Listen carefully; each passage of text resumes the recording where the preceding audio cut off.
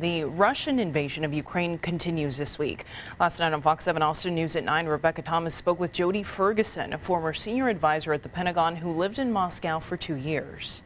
What do you make of Russia shelling one of the largest nuclear plants in Europe?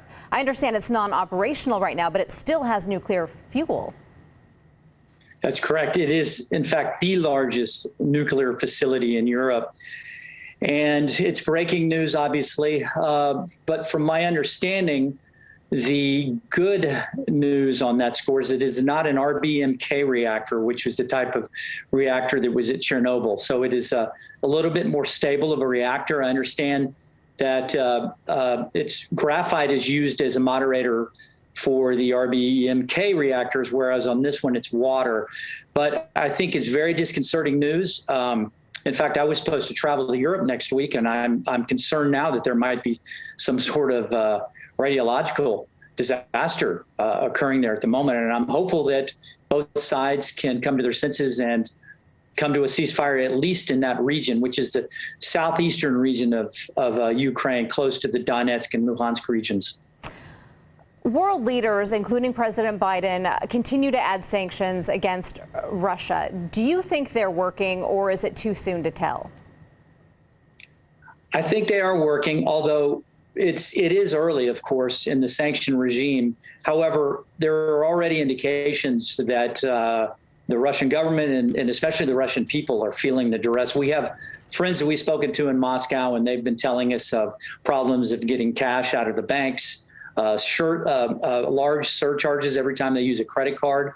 Gazprom, which is listed on the London Stock Exchange, lost 97% of its value. It was worth $47 billion in market capitalization last week. This week, it's worth roughly $250 million.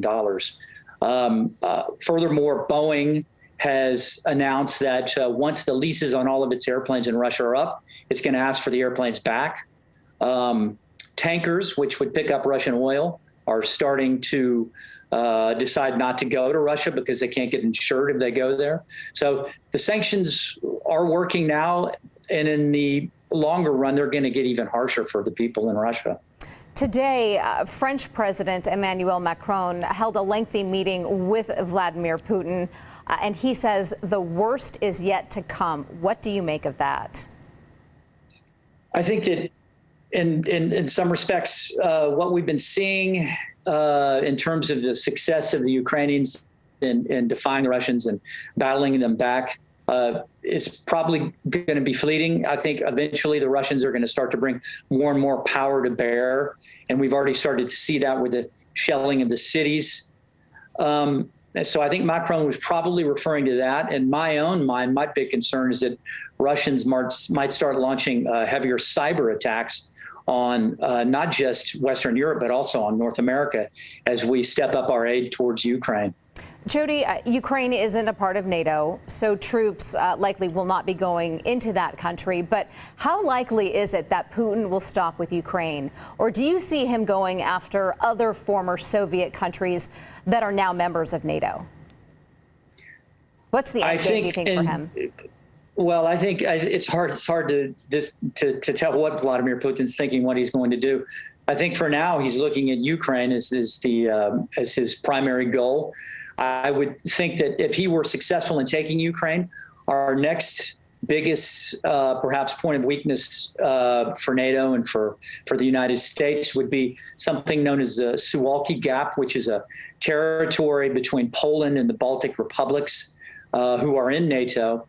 Which links them together, but on the other side of them, on the Baltic Sea, is an independent piece of Russian territory called Kaliningrad, and we could see a mirror of what happened in 1939 with the so-called Danzig corridor, when the German state of East Prussia was separated from the German main area, and Hitler used that as a pretext to unite them together. So that would be I would think would be the next biggest target.